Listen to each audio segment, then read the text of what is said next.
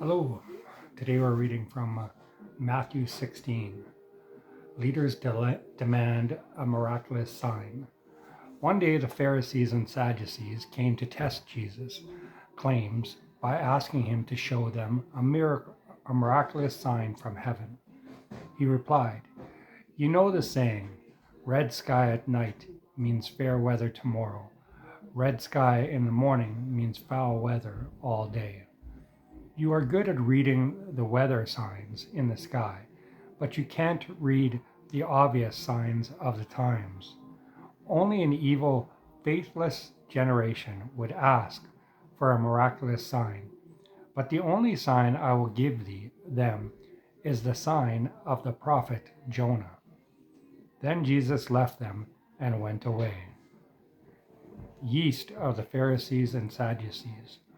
Later, after they crossed to the other side of the lake, the disciples discovered that they had forgotten to bring any food. "Watch out," Jesus warned them. "Beware of the yeast of the Pharisees and Sadducees." They decided he was saying this because they hadn't brought any bread. Jesus knew what they were thinking, so he said, "You have so little faith. Why are you worried about having no food? Won't you ever understand?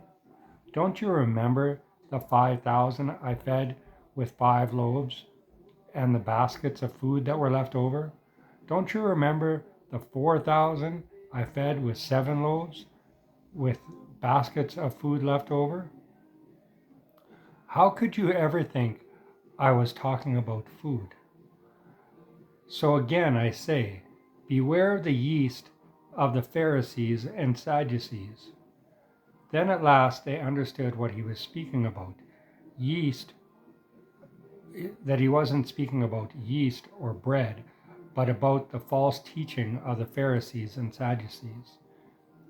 Peter's declaration about Jesus. When Jesus came to a region of Caesarea Philippi, he asked his disciples, "Who do you, who do people say that the Son of Man is?" "Well," they replied, "some say John the Baptist, some say Elijah, and others say Jeremiah, or one of the other prophets." Then he asked them, "Who do you say I am?" Simon Peter answered, "You are the Messiah, the Son of the living God." Jesus replied, "You are blessed, Simon, son of John, because my Father in heaven has revealed this to you. You did not learn this from any human being. Now I say to you that you are Peter, and upon this rock I will build my church, and all the powers of hell will not conquer it. And I will give you the keys of the kingdom of heaven. Whatever you lock on earth will be locked in heaven, and whatever you open on earth will be open in heaven." Then he sternly warned them not to tell anyone that he was the Messiah. Jesus predicts his death. From then on, Jesus began to tell his disciples plainly that he had to go to Jerusalem, and he told them what would happen to him there. He would suffer at the hands of the leaders and the leading priests and the teachers of religious law. He would be killed, and he would be raised on the third day. But Peter took him aside and corrected him. "Heaven forbid, Lord," he said. "This will never happen to you." Jesus turned to Peter and said, "Get away from me, Satan. You are a dangerous trap to me. You are seeing things merely from a human point of view and not from God's."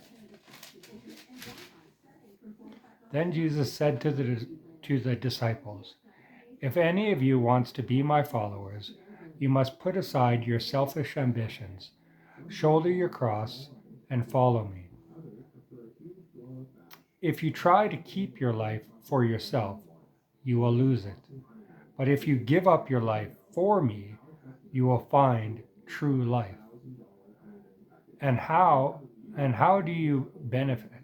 And how do you benefit if you gain the whole world but lose your own soul in the process. So that verse has always spoken to me. Like it has a deep meaning, right? So again, Matthew 16 verse 26. And how do you benefit if you gain the whole world but you lose your own soul in the process? If anything, is anything worth more than your soul? And I'd have to say no. There's nothing in this earth that is worth more than the value of your soul.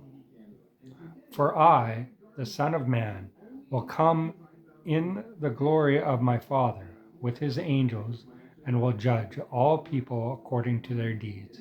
And I assure you that some of you standing here right now will not die before you see me, the Son of Man, coming in my kingdom.